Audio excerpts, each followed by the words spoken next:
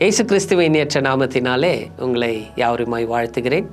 ஜீவாப்பம் நிகழ்ச்சியின் மூலியமாய் உங்களோடு கூட பேசுவதிலே மிகுந்த சந்தோஷம்.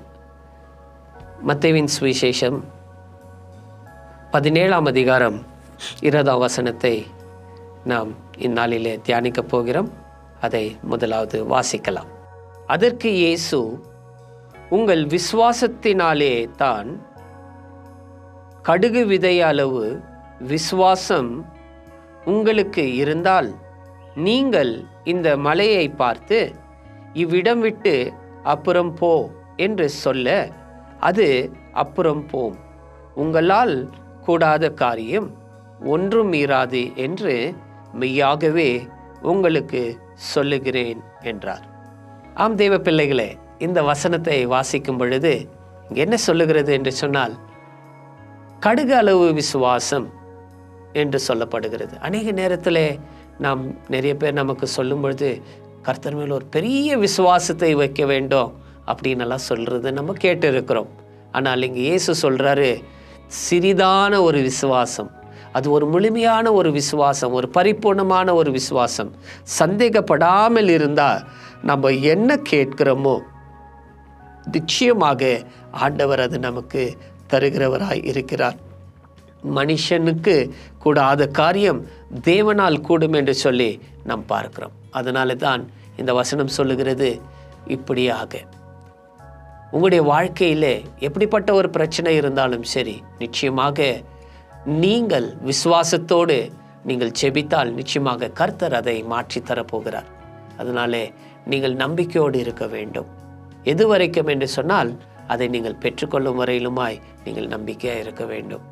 ஒரு சகோதரி தன்னுடைய சரீரத்திலே பல வியாதிகளினால் தாக்கப்பட்டு வேலைக்கு போகாதபடிக்கு, வேலையும் செய்யாதபடிக்கு, குடும்பத்திலே பல பிரச்சனைகள் அவர்களுக்கு ஒவ்வொரு நாளும் அதிகரித்து கொண்டே இருந்தது.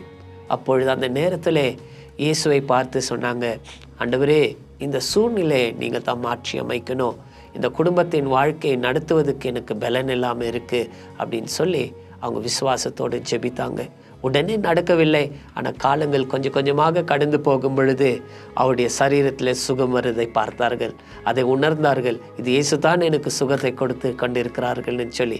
இன்னும் கொஞ்சம் காலங்கள் போகும் பொழுது அவர்களுக்கு ஒரு நல்ல வேலை கிடைத்தது. அவருடைய பண பிரச்சனைகள் மாறினது. அவர்களுடைய குடும்பம் மறுபடியுமாக கட்டப்படும்படிக்காக கர்த்தர் அவர்களோடு துணையாக இருந்து நடத்தி கொண்டு வந்தார். அது மாத்திரமல்ல, அவர்களுக்கு தேவன் நித்திய ஜீவனையும் கொடுத்திருக்கிறார் என்பதை அவர்கள் விசுவாசித்து கொண்டிருந்தார்கள். அதே போல தான் இன்றும் கூட நாம் இந்த உலகத்தினுடைய தேவைகளுக்காக மாத்திரம் இயேசுவின் மேல் நம்பிக்கை வைக்கிறது அல்ல, பரலோகத்துக்கு போவதுக்காக அவர் நமக்காய் இரத்தத்தை சிந்தி நமக்கு நித்திய ஜீவனை கொடுத்திருக்கிறார் என்பதை நாம் விசுவாசிக்க வேண்டும். விசுவாசத்தோடு நாம் பூலோகத்திலே வாழ்வதற்கும் பரலோகத்துக்கு போகிறதுக்கும் நாம் அவரிடத்தில் நம்பிக்கையாய் கேட்கும் பொழுது நிச்சயமாய் முடியாத அந்த காரியங்கள் கர்த்தர் உங்களுடைய வாழ்க்கையில செய்வார். ஜெபிக்கலாமா? பிதாவே, அப்பா, நாங்கள் உமக்கு நன்றி சொல்லுகிறோம். இயேசு சொன்ன இந்த வார்த்தைக்காய் ஸ்தோத்திரம். எங்களிடத்தில் பெரிய விசுவாசம் இல்லை, ஆனால் உங்களிடத்திலே அப்பா நாங்கள் உண்மையாகவே உம்மை விசுவாசிக்கிறோம். எங்களுடைய வாழ்க்கையில ஒவ்வொரு நாளும் நீர் எங்களை கரம் பிடித்து நடத்தி கொண்டு வருகிறேன். இதோ இந்த சகோதரியுடைய வாழ்க்கை எப்படி கொஞ்சம் கொஞ்சமாய் நீர் மாற்றினீரோ, இதோ என்னோடு கூட ஜெபிக்கிற ஒவ்வொருவருக்கும் என் தேவனாகிய கர்த்தர் அவருடைய வாழ்க்கையில நீங்கள் அவருடைய வாழ்க்கையை புதுப்பித்தரலும், அவர்களுக்கு அற்புதம் செய்யும். அவருடைய தேவைகள் சந்திக்கப்படட்டும், அவருடைய கண்ணீர் துடைக்கப்படட்டும், துயரங்கள் மாறப்படட்டும். அதே நேரத்தில் கூட அவர்கள் அந்த நித்திய ஜீவனுக்காய் பிரயாசப்படுகிற எல்லா பிரயாசங்களையும் ஆசீர்வதித்து தாருங்க. அப்போ அவர்களுக்கு நீ கொடுத்த நித்திய ஜீவன் கெட்டியாய் பிடித்து கொள்வதற்கு, அதுக்கு விரோதமாய் எழும்புகிற எல்லா கஷ்டத்தையும் தாண்டி வருவதற்கு பலனை தாரும். இதோ நாங்கள் விசுவாசத்தோடு கேட்கிறோம் நல்ல பிதாவே, ஆமென். தேவன் தாமே உங்களை ஆசீர்வதிப்பாராக.